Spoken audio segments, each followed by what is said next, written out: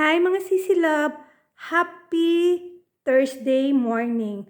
Ayan na nga kung makikita nyo, sobrang init kasi 45 degrees kami niya, sobrang init. Kaya hindi kami nag-gym ng mga anak ko. Tapos nakasara lahat ng mga blinds para hindi papasok yung init. So for today's video, tuturuan ko kayo paano magluto ng pasta prosciutto. Ayan. So, ito yung mga ingredients niya. Siyempre, ang number 1 is prosciutto, cured chunks prosciutto.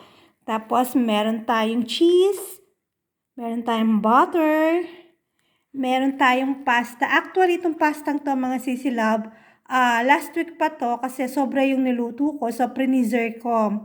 Pwede naman kasi yun basta naka-freezer siya, hindi siya masisira. Kasi nga bawal magtapon, di ba? Hanggat maaari, magtitipid tayo kasi may magka-college na tayo or may mag-uni na ako. Mga sisilabs, kung alam nyo lang, gaano kamahal ang magpaaral dito sa college. Pero anyway, tapos meron ako ditong thick cream, ayan. Meron akong salt and pepper, magkahalo na yan siya, ayan. Tapos meron akong thyme. So, yan yung mga lulutuin ko ngayon. So, madali lang naman to mga sisilabs. So, first na gagawin ko, sihiwain ko muna tong prosciutto. Ayan. So, mga sisilabs, eto na yung prosciutto ko. Ayan. Ayan. Alam nyo ba ready to eat na to? Ang sarap nito sa pasta. May naano na ako, may na-slice na ako. Eto. Hindi, nakalimutan kong ipakita sa vlog. Kanina, habang hinihiwa ko. So, maghihiwa ako ng ilang piraso dito para makita nyo. Ayan. Napakasarap ng prosciutto na to, mga sisilab. I-try nyo sa pasta. Pwede nang kainin to kasi cured ito Ayan. Ganun lang naman siya. Hiwa-hiwain nyo. Tapos, i-brown nyo lang siya ng konti. Pero kahit ganyan, pwede nitong kainin. Paulit-ulit ako, no? Pwede na itong kainin. So, ayan, medyo marami-rami na yung ko. 2 kilos kasi yung nabili kong prosciutto, kaya, ayan, ito lang ang munang gagamitin ko. Ito, itatago ko para sa susunod na naman. So, mga sisilaws, meron din ako ditong garlic paste kasi ayoko maghiwa-hiwa ng fresh na garlic. Ano naman na yun, optional naman kung gusto nyo or ayaw nyo. Pero mas maganda mag-garlic. Ako gusto ko talaga gumagamit talaga ako ng garlic paste. So, ayan mga sisilobs, iniinit ko na tong pan. Ayan. So, ilalagay ko na tong butter natin. Ayan. So, hintayin lang natin siyang mag-melt. So, mga sisilabs, maglalagay ako ng dito sa side kasi ayoko kasi tumatalsik sa wall yung mantika. Kaya ayan, pang protection ba? Para hindi doble pagod ko. So, ayan mga sisilabs. Melt na yung butter. So, pwede na natin siya lagyan ng garlic. Maganda mag-garlic. Ayan. Tamang-tama lang ang laman ng aking garlic paste. Wala na, ubus na. Ubusin ko na lang. Ayan. Siyempre, kailangan natin ubusin yan. Wala tayong sasayangin. Mahal ang mga ngayon, ang mga bagay-bagay sa Pilipinas or kahit saang bansa. So, ayan, ubus na ubos. And then, iaano ko lang siya. Ikakalat ko lang siya ng konti sa butter para makapit yung lasa niya. Tapos, isusunod natin tong cured prosciutto. Ayan. Ayan. Ang sarap-sarap nito mga sisila. Napakasimpleng dish. Sobrang simpleng dish. I'm sure magugustuhan ng mga anak ninyo. So, ibabrown lang natin ng konti yan. So, kailangan ayunuhin natin ng maayos sa butter. Ayan. Hintayin lang natin. Kailangan lagi natin siyang i-mix. Hintayin lang natin siyang mag-brown ng konti. Huwag masyadong lutong-luto kasi luto na to. Cured na kasi to. So, konti lang para hindi siya tumigas. So, ayan mga sisilobs. As you can see, medyo brown-brown na siya. Ayan. Kailangan konting brown lang kasi pag sobrang brown siya, titigas na siya. Tapos, ilalagay na natin tong thick cream natin. Ayan.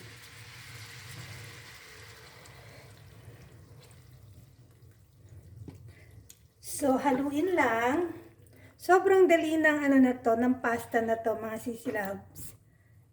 Ayan. Tapos, ilagay na natin tong half ng cheese.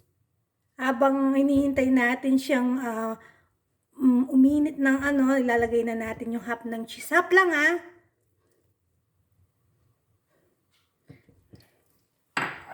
Ayan. Para mag-tick yung sauce niya.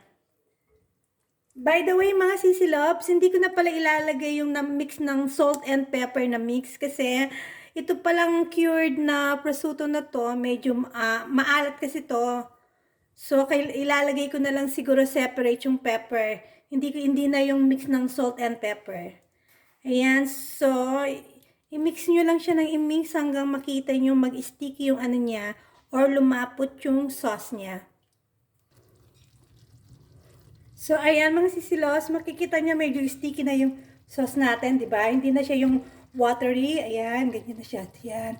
So, ilalagay na natin itong pasta natin.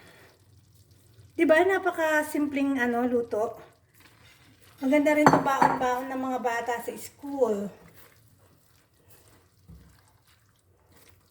So, i-mix nyo lang ng maayos para kumapit yung lasa niya.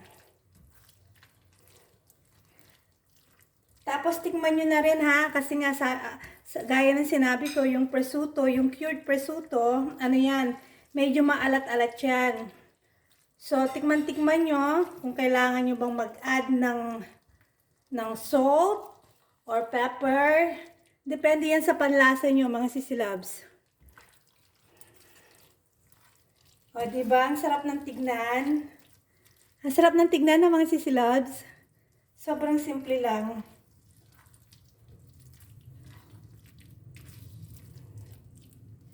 Tapos, ilalagay ko na yung time. Hindi time na oras So, ilalagay ko na to mga sisilabs. Ayan, time. So, nilipat ko na siya dito para maganda siyang i-store sa pantry. Ayan. So, konti lang. Yun, okay na yan. Tapos, pag medyo nagda-dry na siya, patay nyo na yung kalan nyo. Ayan. Pinatay ko na yung kalan mga sisilabs. Nakakabango kasi yung time So, ayan na siya. Diba? Napakasimple lang.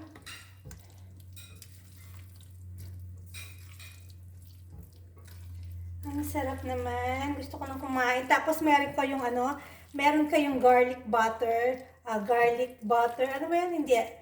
Garlic bread with butter. Ayun. Mali-mali ako, no? Ganyan talaga ako. So, ayan na siya. Ang sarap niya, mga sisilab. Di ko pa natitikman, ang sarap niya, no? Ayan. So, itong natirang cheese na to, halimbawa, mamaya pa kakain yung mga anak nyo or babaunin nyo sa school, itoppings nyo lang siya sa taas para na-absorb na ng pasta yung cheese. So, ito mamaya ko na to ilalagay kapag kakain na yung mga anak ko.